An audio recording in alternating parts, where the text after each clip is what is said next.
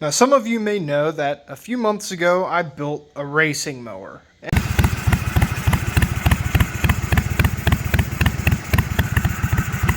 And it ran pretty good, but it had a few issues with the drive system itself. Now, the engine that was on it, just a 12 horsepower Briggs & Stratton single cylinder engine, that's what the transmission was meant for, not meant for this big galoot. So we're going to change that. We're also going to put it on this mower right here.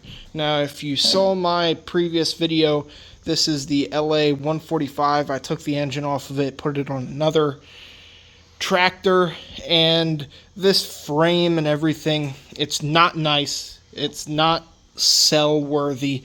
I was just going to throw this away, but I realized that the frame on this is a lot sturdier and it has better bones than the other racing mower. Besides, it has literally brand spanking new tires on it. So I'm going to put the racing mower setup on this thing.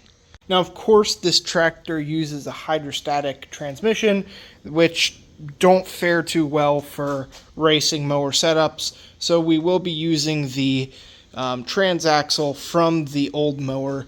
We're just going to soup it up a little bit. So here's the old transmission. It looks like there's a bunch of peanut butter in it. These are like the forward and reverse gears. And the problem was that these spread out. Yeah, these spread out like that.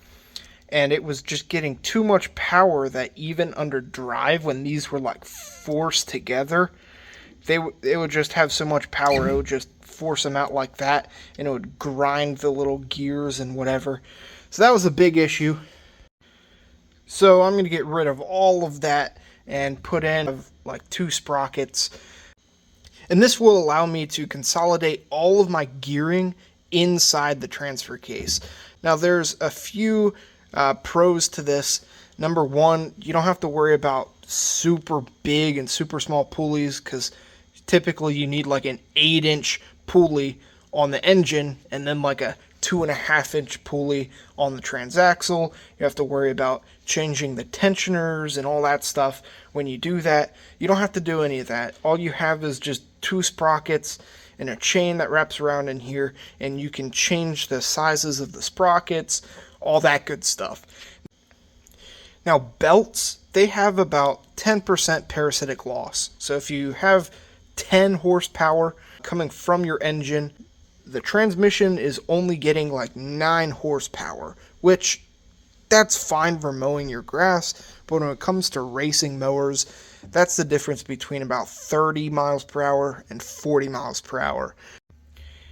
And of course, when you jump up the gear ratios, that parasitic loss just gets even bigger. And I will still have a belt that's running from the engine to the transaxle, but because the gear ratio really isn't changing like through the cycle of the belt, it's cutting that parasitic loss to a minimum. So that's definitely one of the pros of running this sprocket transaxle setup. But of course, that's all in theory. I haven't actually put it to the test yet, but I'm very excited to do so. Now let's talk about how we're actually going to get power to this darn thing. With this setup, it would be best to do just a 1-to-1, probably a 4-inch pulley from your engine to a 4-inch pulley on the transaxle. Now that would definitely work, and that would work really well. But knowing me, I like to spice things up. I like to do things that haven't really been widely done before. So I thought, what better way than to get a 40 series CVT.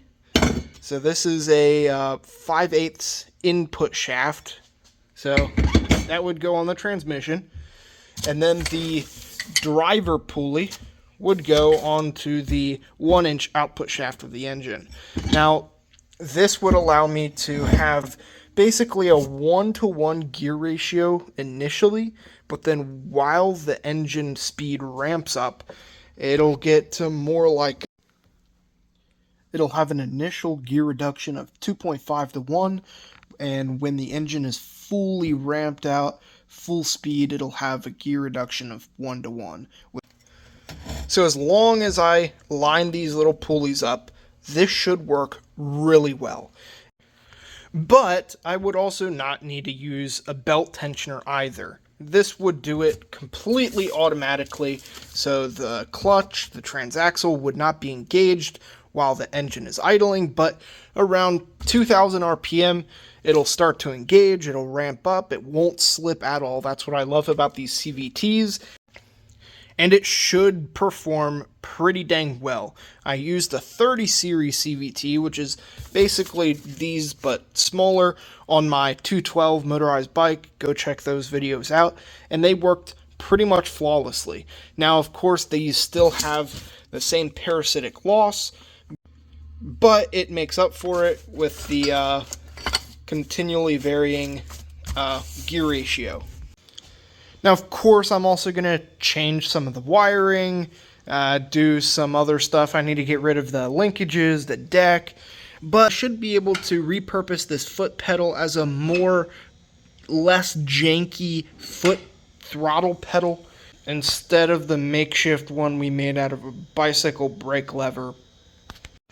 But anyways, that's enough of the racing mowers now. That's just what I'm cooking up here in my little noodle. Thank you guys so much for watching, and I have no clue when I'm actually going to get this done, but I'm just trying to do all the stuff that I can in my free time because I'm a busy man. Anyways, thank you so much for watching again. Have a good one.